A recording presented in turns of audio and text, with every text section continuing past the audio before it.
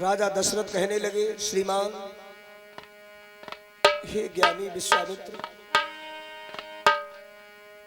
कि राघव को मैं न दूंगा, राघव को मैं न दूंगा, मुनिनाथ मरते मरते, मुनिनाथ मरते मरते हो।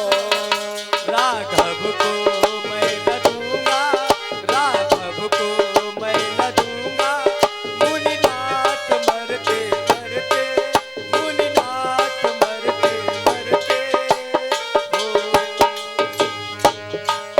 मेरे प्राण ना रहेंगे, मेरे प्राण ना रहेंगे, यह दान करते करते, यह दान करते करते हो।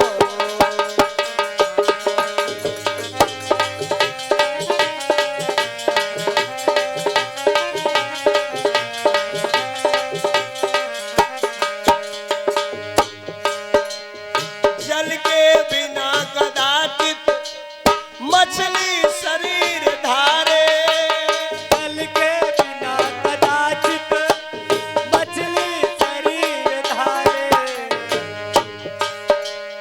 पर मैं न जी सकूंगा, पर मैं न जी सकूंगा, इनको बिना निहारे।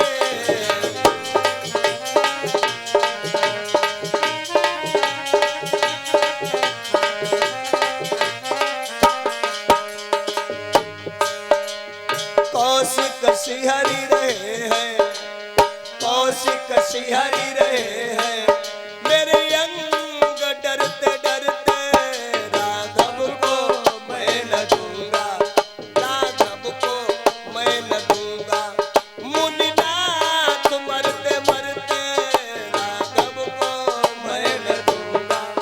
मुनिनाथ मरते मरते, राघव को मैं न दूंगा। राघव को मैं न दूंगा, राघव को मैं न दूंगा, मुनिनाथ मरते मरते, मुनिनाथ मरते मरते हो।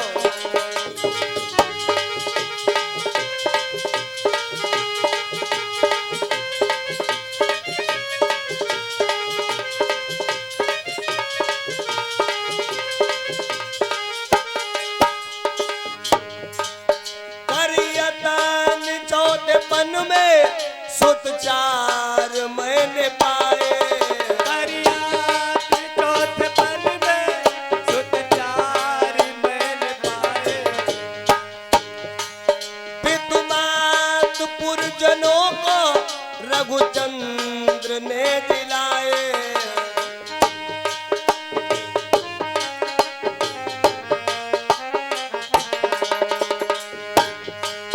लोचन चकोर तन में, लोचन चकोर तन में, छवि पान करते करते, छवि पान करते करते हो।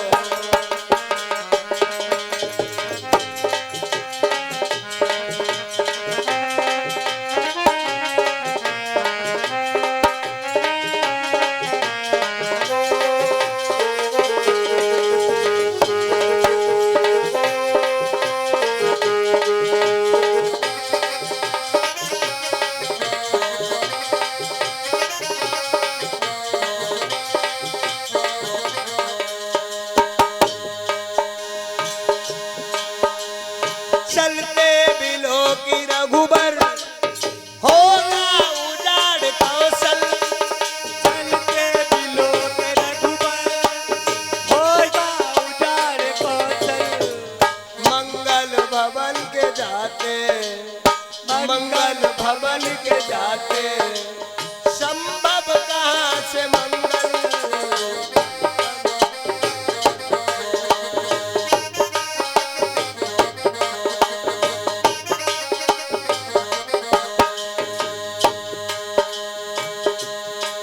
सींचे कृपालु तर को, सींचे कृपालु तर को, मृदुपात झरते झरते, मृदुपात झरते जरते जरते हो राघव को मैं न दूंगा, राघव को मैं न दूंगा।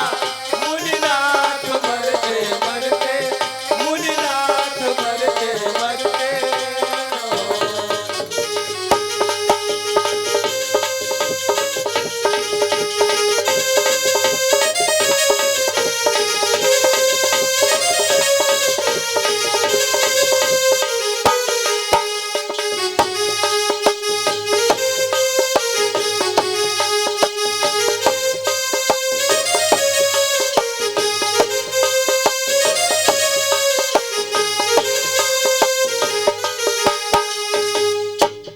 राजा दशरथ ने कहा नहीं दे सकता मैंने बड़ा ही यत्न किए हैं और तब जाकर के मुझे 4 पुत्र प्राप्त हुए, मैं नहीं दूंगा। और जब ऐसे कह दिया विश्वामित्र को क्रोध आ गया। हे राजन, मैंने तो तुम्हारा बड़ा नाम सुना था और तुम आज अधर्म का रास्ता अपना रहे हो, धर्म के प्रति तुम्हारी कोई रुचि नहीं रह गई। मैं तुम्हें इसीलिए जांचने आया था। मैं जांचन आयौ न तोई, मैं जांचने आया था। क्या इसी को धर्मात्मा कहा जाता है? एक बात बताओ दशरथ, जब तुम्हारे कोई पुत्र नहीं था तो तुम्हें पुत्र प्राप्ति कैसे हुई? अब राजा दशरथ बोले प्रभु, हमारे कोई पुत्र नहीं था तो हमारे गुरुदेव ने मुझ पर कृपा की और मैंने पुत्र कामेष्ट यज्ञ किया और यज्ञ से ही मुझे ये 4 बेटा प्राप्त हुए। विश्वामित्र कहने लगे इसीलिए तो मैं कहता हूं कि तुम धर्म भूल गए।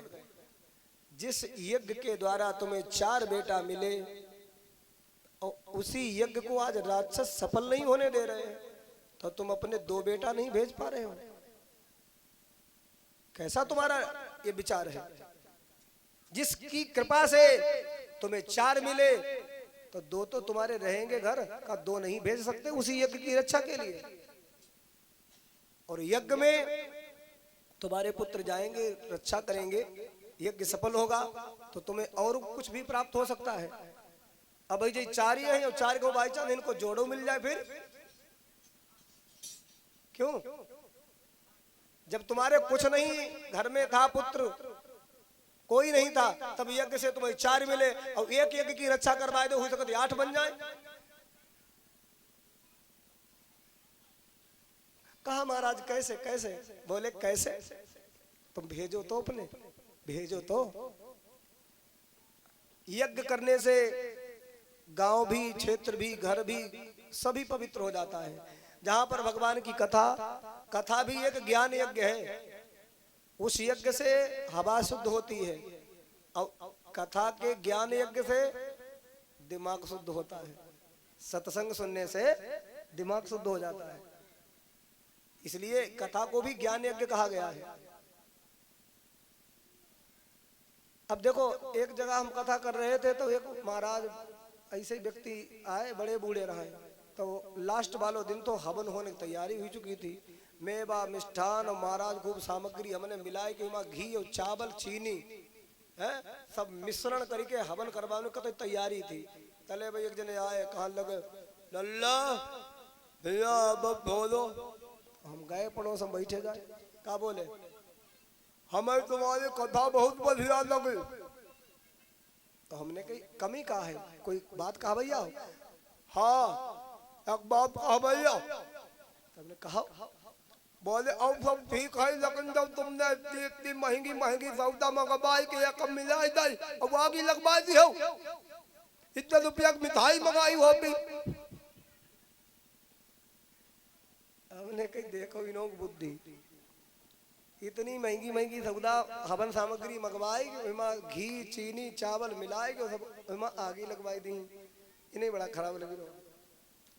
तो हमने कहे दादा, हमने तुम बहुत ज्यादा बड़े बूढ़े हुई गए, लेकिन तुम्हें जाना है मालूम यज्ञ से कितना लाभ होत?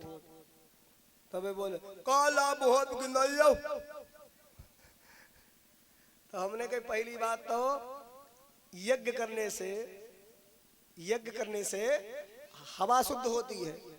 सबसे बड़ा लाभ ये होता है कि यज्ञ करने से जो उसकी सुगंध निकलती है वो वातावरण में फैलती है। और घी से महाराज जो सुगंध निकलती है वो अनेक प्रकार के जीवाणु बैक्टीरिया को मारती है। हवा ऑक्सीजन बनाती है, जिसको महाराज पशु पक्षी पेड़ पौधे सभी महाराज लेते हैं तो हमारा शरीर निरोगी रहता है। इसलिए यज्ञ करना जरूरी है।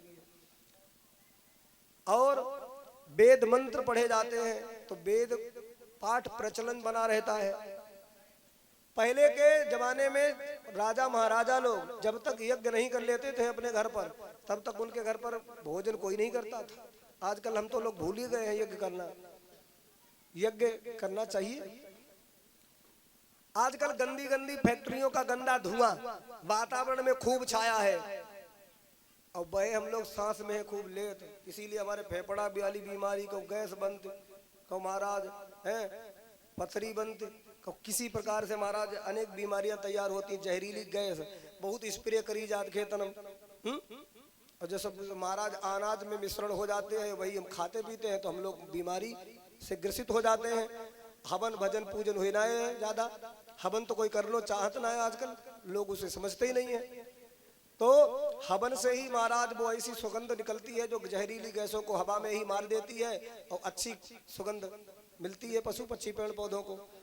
और अगर एक व्यक्ति को इतनी सब सामग्री मंगवा करके खिला दो तो 2 4 5 को ही पेट भरेगा।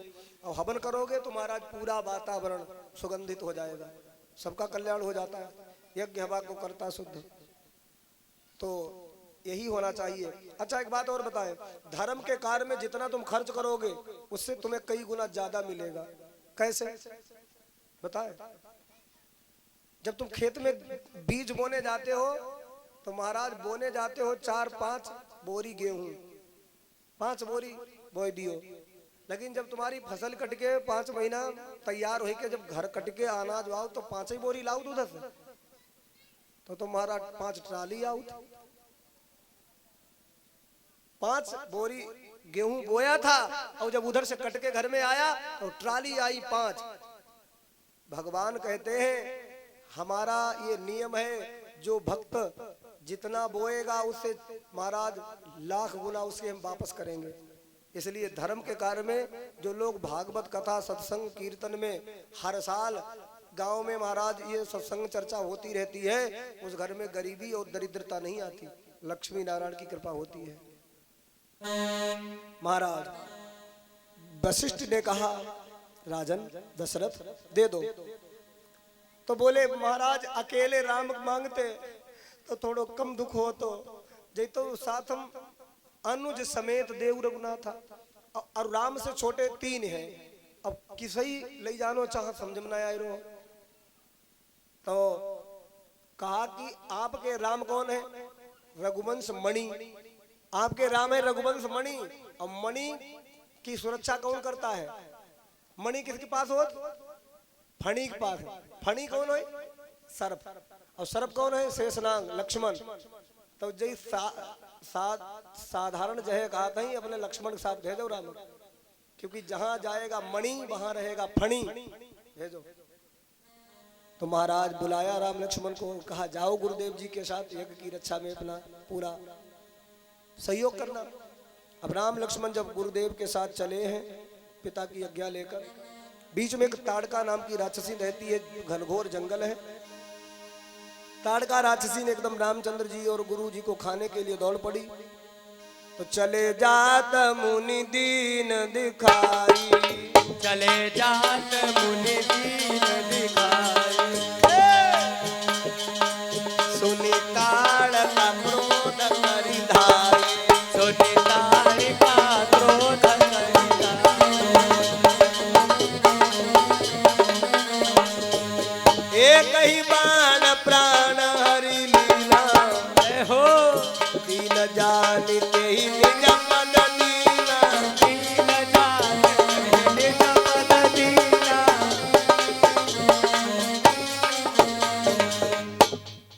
एक ही बाण प्राण हरि लीना, दीन जानते निज पद दीना। निज माने अपना, पद माने आसन, अपना आसन दे दिया कि भैया ताड़का का नवदुर्गा व्रत रात रहा है, या ताड़का बहुत ज्यादा भक्ति करो रहा है, सत्संग सुनते रहा है। ताड़का तो राक्षसिन थी, भगवानों से अपनो पद दे दो। दीन जान निज पद दीना, एक ही वाण से उसे अपना पद दे दिया। ये ताड़का है कौन? आनंद रामायण में वर्णन मिलता है। ताड़का राजा यक्षराज सुकेतु की कन्या थी। ताड़का बचपन में बहुत सुंदर थी, दुर्गा माँ की बहुत इसने तपस्या की, नव दुर्गा व्रत रहती थी। एक दिन माता इसके सामने प्रकट हो गई, बोली बेटी वरदान मांग लो। ताड़का ने कहा मैया अगर मोई को वरदान देना चाहो तो हमें सिद्धि दे दो, हम जैसो चाहे वैसो रूप बनाए के महाराज रह ले। माता दुर्गा ने कहा जाओ देवी, हम तुम्हें वरदान देती हैं, तुम्हें इस बात की सिद्धि प्राप्त हो गई, समझो जैसा तुम चाहोगी वैसा रूप बना लोगी। तो ताड़का बहुत ज्यादा महाराज प्रसन्न हो गई, उसको ये सिद्धि प्राप्त हो गई, बहुत सुंदर बन जाती थी। एक बार सुंदर बनकर के एक राजा का रास्ता रोका। वे राजा थे सुंद। सुंद राजा जा रहे थे जंगल से होते हुए, अब ये वहीं जाकर के पहुंच गई और रास्ता रोक लिया। अब इसकी सुंदरता के दीवाने हो गए राजा सुंद। तो कहा कि तुम्हारा नाम सुंद, हम मैं सुंदरी, हमारा तुम्हारा बड़ा अच्छा रहेगा, कर लो विवाह। गंधर्व विवाह ताड़का ने कर लिया, जंगल में मंगल हो गया। ताड़का के पति कौन हुई गए? राजा सुंद। और धीरे धीरे समय गुजरा। ताड़का के दुई बेटा है, एक का नाम है मारीच, दूसरे का नाम है सुबाहु। अब देखो ताड़का भक्ति भाव से रहती है अभी तक ये राक्षसी नहीं है, ठीक ठाक है। एक दिन ताड़का के विचार में ये आया कि हमें बस सिद्धि मैया दुर्गा ने दी थी, हम सुंदर तो वही सुंदर बन के कई बार रह चुकी हैं, एक बार राक्षसी बन के देखें। कबो कबो वैसे होते हैं। अच्छो खासो व्यक्ति के दिमाग में महाराज उठ पटांग विचार आते हैं, और कबो कबो गलत रास्ता पर चल के देख, चलो आप देख ले। ताड़का सिद्धि प्राप्त करी, बड़े बड़े भारी दांत, बड़ा विकराल रूप, बड़ा भारी शरीर बनाया। अब सोचने लगी रूप अब तो मेरे बड़ो डरावनो ही वो, लेकिन इस रूप से देखें कौन कोई डरी ही वो कि नहीं। ताड़का जंगल में निकली, महात्मा लोग हवन भजन पूजन सत्संग हुई रहो तो वहीं पहुंची। लोगन ने देखो जे कायरो पर्वत भैया एकदम महात्मा हवन भजन पूजन छोड़ छोड़ भाग खड़े भय भागे। महात्मा लोग बड़े दुखी हुई गए। अब जब कभी सत्संग होता ताड़का दिमाग में बहे बात, और ताड़का खूब हंसती अट्ठास करके हमसे सब डर गए हैं। अब उसका अब रोज का काम हो गया, महात्मा को जीनो आराम करो। एक दिन ताड़का ने विकट रूप बनाया, महात्मा लोग भी बैठे, बोले कब तक ऐसे इस ताड़का का अत्याचार सहते रहोगे? तो महाराज ताड़का विकट विकराल रूप बना करके आई और महात्माओं के यज्ञ में जैसे ही पहुंची तो महात्मा लोगों ने क्या किया, जो जल रखा था हवन के पास, वो जल जो था अपनी अंजलि में लेकर के मंत्र पढ़ करके उसके ऊपर ऐसे मार दिया और कहा आज के बाद अब तेरी काया नहीं पलटेगी, अब तू इसी शरीर में रहे। ताड़का हंसने लगी, लेकिन वो तो सोच रही थी अब मैं जैसा चाहूंगी वैसा बन जाऊंगी। फिर उसने अपनी सिद्धि का प्रयोग किया, लेकिन वह सिद्धि काम में नहीं आई। अब ताड़का वैसी बन के रह गई, राक्षसी ही रह गई, अब काया नहीं पलटी। ताड़का सोचने लगी ये दुर्गा माता का वरदान कैसा हो गया। ताड़का कहती है दुर्गा मैया ने तो कहा था जैसा जब चाहोगी तब रूप रख लोगी, लेकिन अब मेरी काया नहीं पलट रही है। तो माता दुर्गा ने कहा तूने इस सिद्धि का प्रयोग अधर्म के लिए किया, इसलिए तेरी अब काया ऐसी ही रहेगी। तो ताड़का रोने लगी, मेरा उद्धार कब होगा? कि तेरे सन्मुख जब रघुनंदन श्री रामचंद्र जी आ जाएंगे, उनके दर्शन करने से तेरे समस्त पाप जल करके भस्म होंगे और तेरी इस शरीर से मुक्ति होगी और तू भगवान की प्रतीक्षा में रहे, उनके चरणों की महाराज वंदना करना। तो भगवान श्री राम के सन्मुख ताड़का आई, खाऊं खाऊं कह के दौड़ी। और एक बात बताएं, ताड़का कौन है रिश्ता में? रावण की नानी। ताड़का रिश्ता में रावण की नानी है।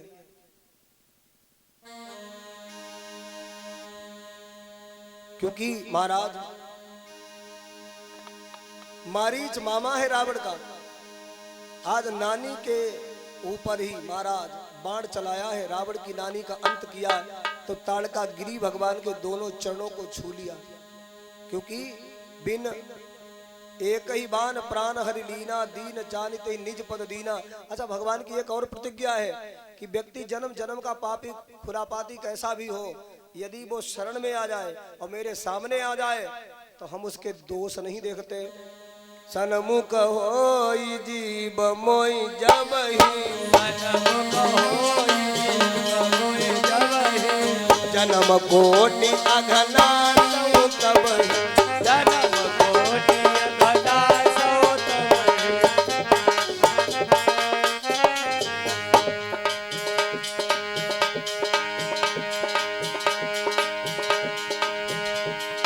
इसीलिए प्रभु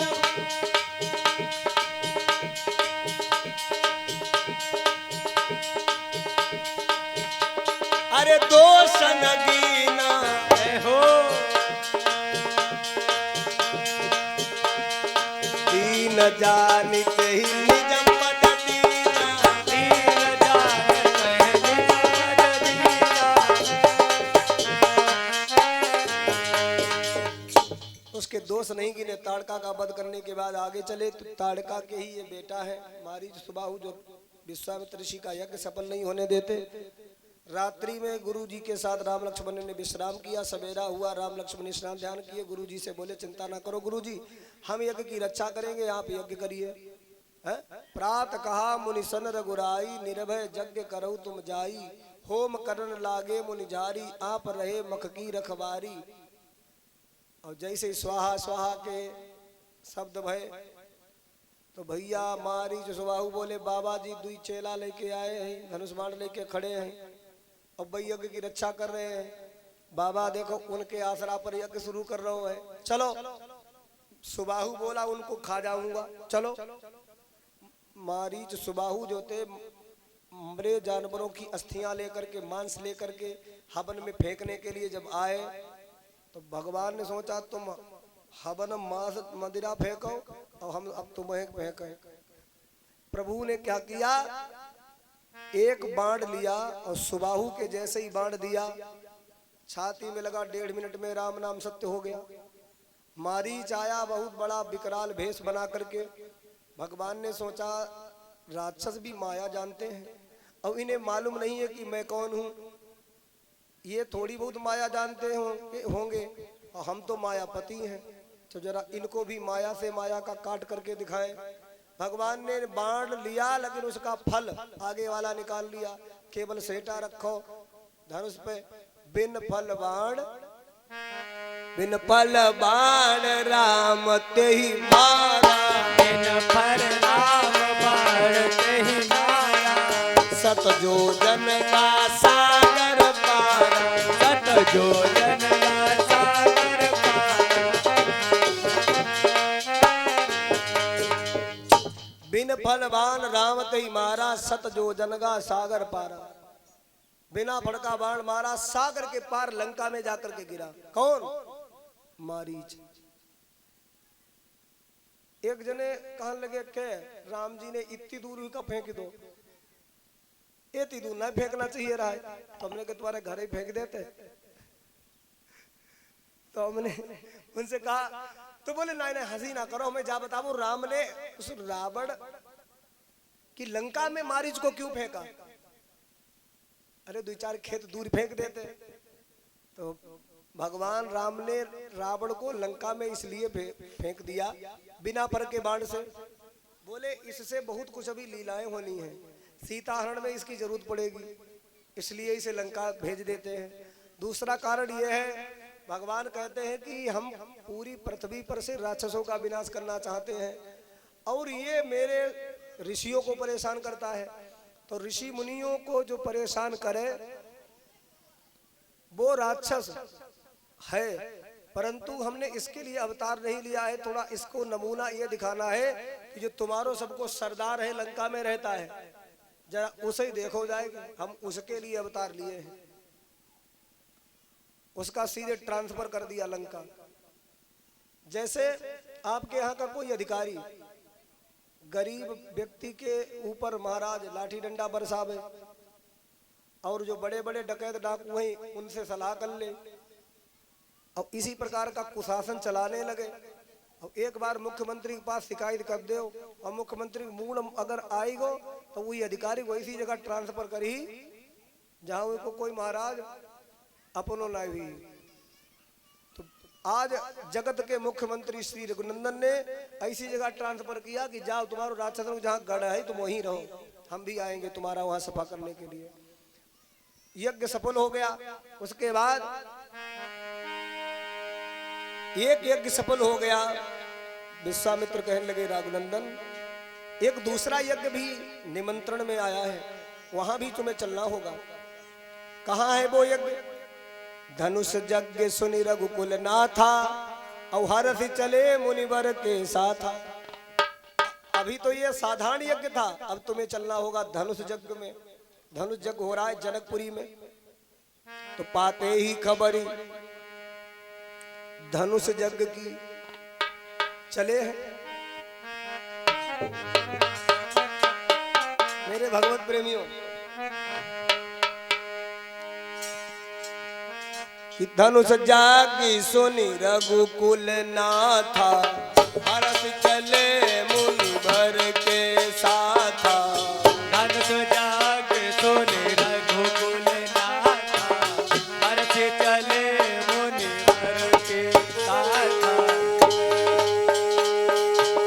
आश्रम एक पड़ा मगमाही खगमग जीव जंतु तहाँ नाही।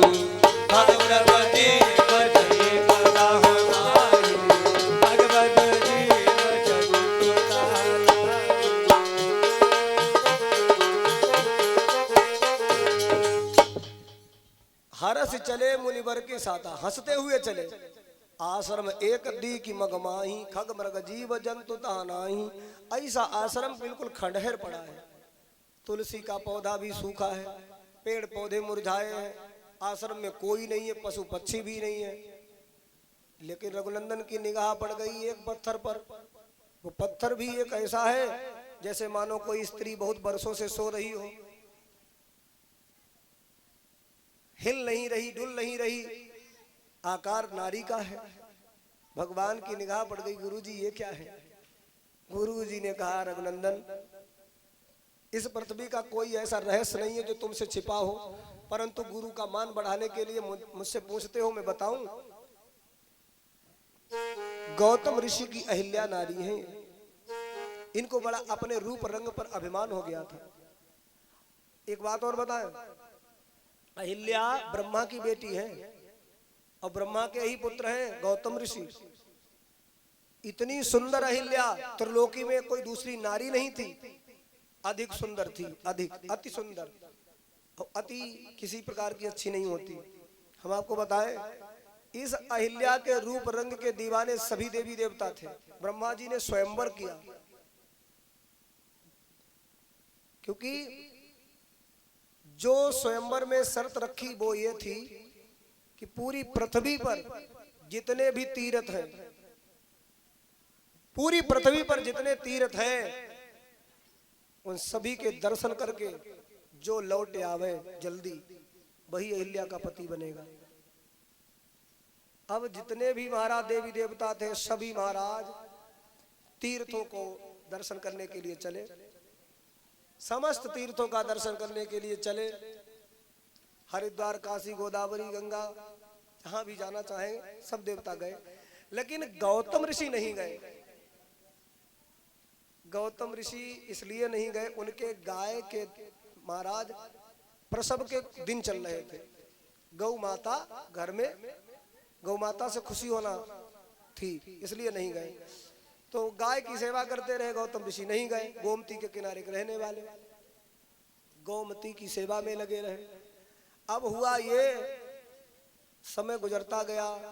जब गाय उनके घर में आनी तो गाय जिस समय पर महाराज बछड़े को जन्म दे रही थी तो बछड़े का गाय के उदर से मुख बाहर था।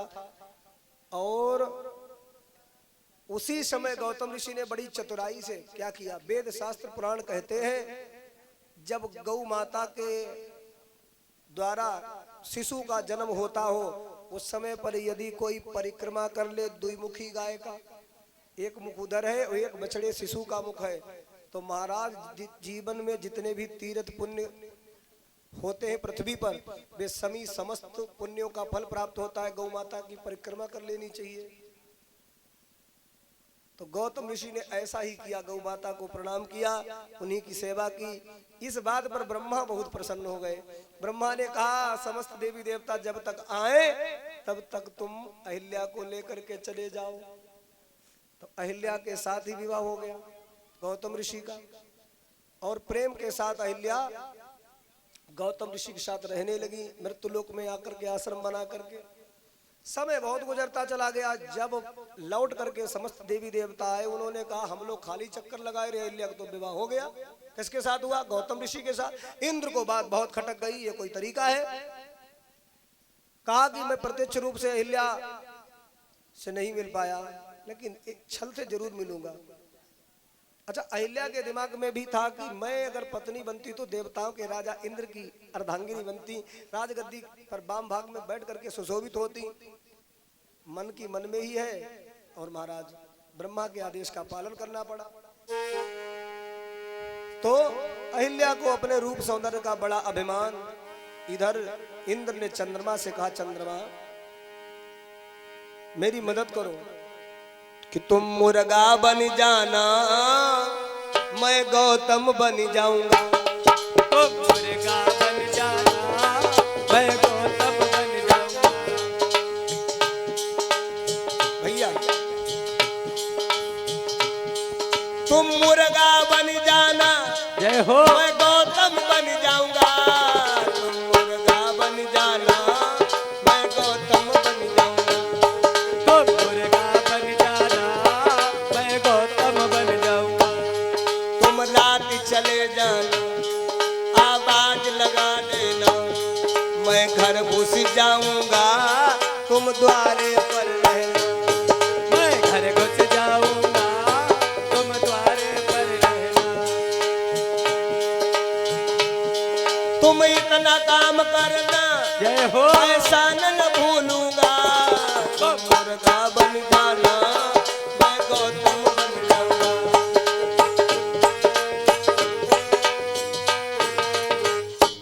क्योंकि गौतम ऋषि का नियम था, गौतम ऋषि का सदा ये नियम था। जय हो। नहाते थे गंगा सवेरे सवेरे।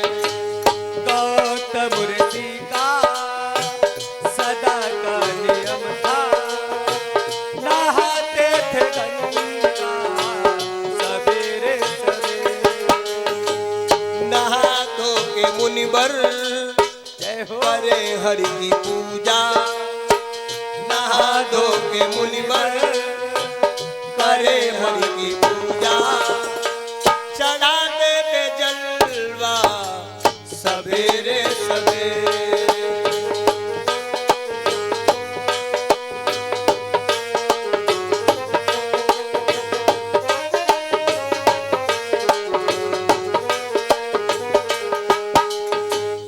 इस महाराज चंद्रमा ने मुर्गा बन करके रात्रि के 3 बजे बांग लगा दी।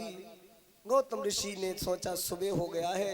एकदम महाराज उठे, अपनी महाराज साफी धोती उठाई और प्रेम के साथ जलपात्र लेकर के गंगा का स्नान करने के लिए चले गए। अहिल्या से कह दिया मैं जा रहा हूं। अहिल्या ने कहा जाओ। चले गए गौतम ऋषि। और उधर नकली भेष धारण किया इंद्र ने।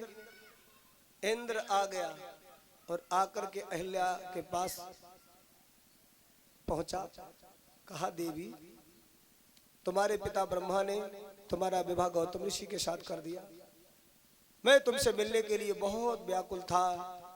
आज वो अवसर आया है देवी, मुझे इनकार मत करो, क्योंकि मैं तुम्हारी प्रतीक्षा बहुत बरसों से कर रहा था। अहिल्या ने अपना सौभाग्य समझा। अहिल्या ने कहा देवताओं के राजा इंद्र मुझसे मिलने आए। दुनिया में और भी तो स्त्रियां हैं, और स्त्रियां हैं, लेकिन इंद्र राजा हैं। किसी पर आसक्त नहीं होते। मैं बहुत ज्यादा सुंदर हूं, इसीलिए तो मुझ पर रीझे हैं। अहिल्या से बस यही गलती हो गई। अहिल्या और इंद्र विश्राम करने लगे। गौतम ऋषि गंगा स्नान करते हैं, देखा कि यहाँ अभी कोई साधु संत महात्मा कोई है नहीं। आखिर अभी रात्रि का बहुत पहर है। सोचने लगे, शंका हो गई कि कोई मेरे प्रति किसी का कोई षड्यंत्र है। वहां से भाग पड़े अपने आश्रम की तरफ। जैसे ही आश्रम की तरफ आए, देखा चंद्रमा मुर्गा का रूप है, भीगी धोती का प्रहार किया और वो तो उड़ गया। आश्रम के अंदर प्रवेश किया तो महाराज एकदम इंद्र हड़बड़ा करके उठा, लेकिन देखा भेष गौतम का है। अहिल्या कांपने लगी, ये क्या है?